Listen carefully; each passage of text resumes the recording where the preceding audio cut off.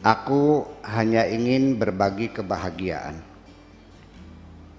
dan tidak menggurui siapapun.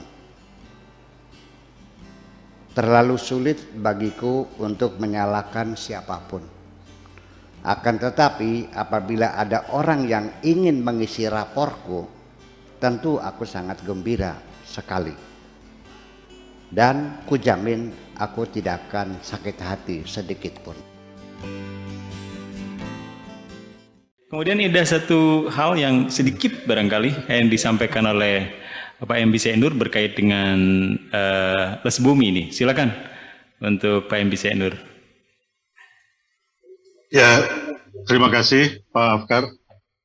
Mohon izin Buya, ini mudah-mudahan Buya berkenan untuk memberikan arahan atau bekal bagi kami-kami di Les Bumi ini, karena saya sendiri didaulat untuk menggawangi bidang seni pertunjukan.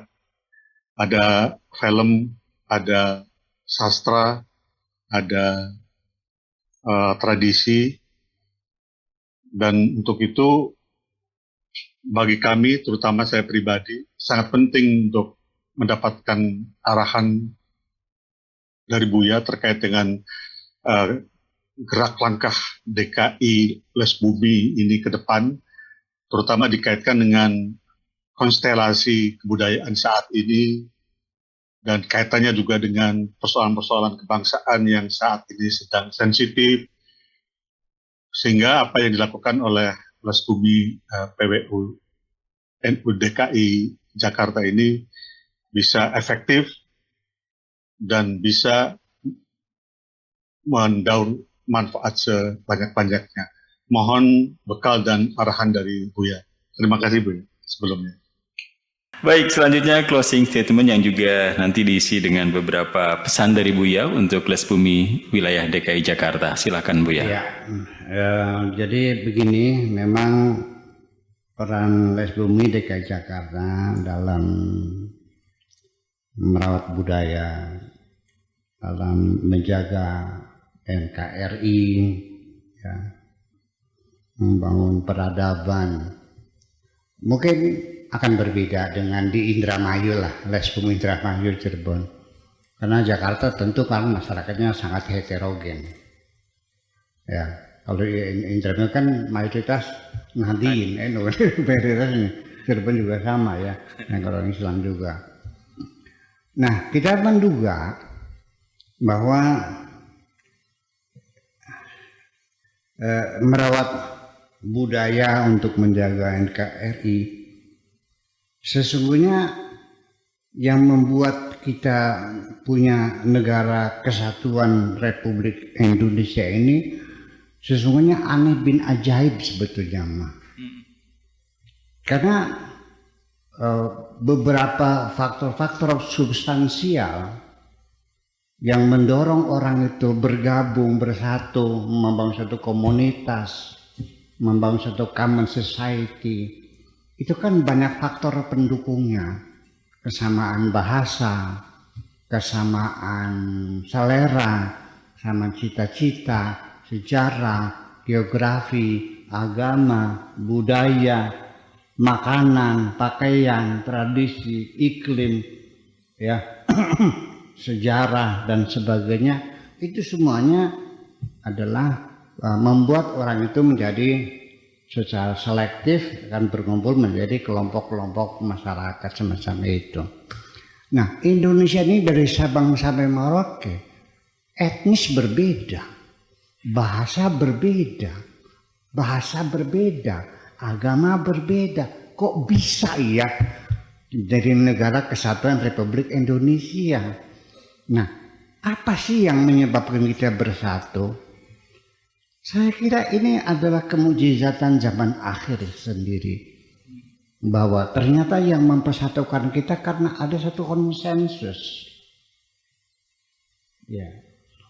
Mungkin cikal bakalnya kita sama-sama pernah dijajah oleh Belanda. Tapi tidak cukup itu sebagai alasan untuk bersatu. Banyak negara bekas jajahan Inggris tidak bersatu. Banyak negara yang bahasanya sama kayak negara Timur Tengah, 21 negara, mereka tidak bersatu masing-masing kok. Ya kan? Nah, kita ini konsensus, Pancasila kan sebagai konsensus, kesepakatan bangsa Indonesia untuk membangun negara ini. Nah, begini sajalah. Kita tidak merendahkan fungsi agama untuk mempersatukan. Secara teoritis, secara teori bahwa agama itu diturunkan untuk membangun persatuan. Betul nggak? Tetapi di lapangan justru yang berpecah itu bukan antar agama, antar sekte dalam satu agama, malah justru menimbulkan perpecahan. Umpamanya kita, apakah dengan Islam itu kita lalu bersatu? Bukan seperti itu. Mari kita di lapangan. Hanya karena gara-gara masjid itu sholat subuhnya ada kunutnya, orang yang tidak kunutan tidak mau sholat di situ. Betul nggak? Ketika imamnya itu membaca kunut, besok paginya dipecat. Malah menjadi terbelah. Kadang-kadang antara dua masjid berebut jamaah, ya hanya kadang-kadang bahwa boro-boro mempersatukan umat seagama menjadi menyatu, menjadi saudara, menjadi sahabat, ya sepenanggungan dalam penderitaan. Malah justru yang seagama itu di Irak ludes semuanya antara Syiah dan Sunni. Di Syria juga sama, babak belur sampai sekarang. Di Yaman juga berdarah-darah. Libya masih jungkir balik dan sebagainya. Itu sesama satu agama. Ya kan? Jadi artinya saya secara budaya melihat bahwa budaya itu sekarang ini lebih mampu mempersatukan umat. Nggak usah banyak-banyak lah. Bahasa saja. Pak Andi, saya pernah suatu hari di Den Haag mencari penginapan penuh semua. Ya, akhirnya saya sambil menunggu ada check out orang di hotel itu nunggu di taman. Tiba-tiba saya mendengar ada suara orang menyapa temennya dengan bahasa Indramayu. Bahasa Indramayu. Kirik sir mendibai gitu.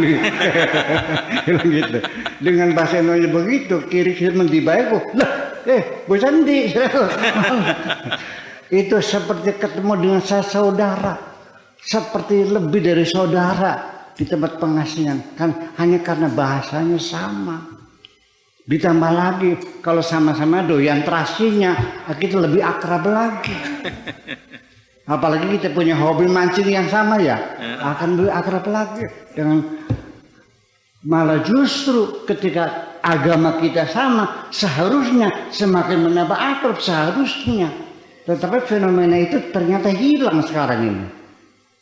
Malah justru dengan perbedaan, dengan kesamaan agama kita menjadi persoalan. Yang dipertanyakan mazhabnya apa, alirannya apa. Ya kan begitu. Ya persoalan-persoalan yang sederhana saja. Hanya masalah akidah, masalah Al-Quran. Orang Mu'tazilah mengatakan Quran itu adalah makhluk. Dicipta oleh Allah. Mereka yakin itu firman Allah. Tapi firman Allah itu namanya makhluk. Sedangkan Ahli Sunnah wal Jamaah, Asy'ari dan Maturidi meyakininya bahwa Al-Quran itu kalamullah itu sifatun qaimatun bidzatihi, yang artinya sifat abadi yang melekat pada zat Tuhan. Jadi bukan ciptaan Tuhan. Hanya persoalan itu saja. Korbannya sampai 10.000 kaum intelektual muslim dibunuh-bunuhin. Ya. Lah ya kenapa seperti itu? Jadi artinya kita jangan mengandalkan hanya kesamaan agama bisa mempersatukan. Saya kira dalam kehidupan di dunia kesamaan budaya, ya makanya ada ke depan nanti kita hendaknya nggak usah jahil lah, nggak usah mencari perbedaan-perbedaan. Kita carilah titik-titik kesamaan untuk membangun masa depan kita bersama. Terima kasih, begitu saja. Baik, terima kasih. Demikian closing statement dan sekaligus pesan-pesan Buya Syakur untuk Les Bumi wilayah DKI Jakarta.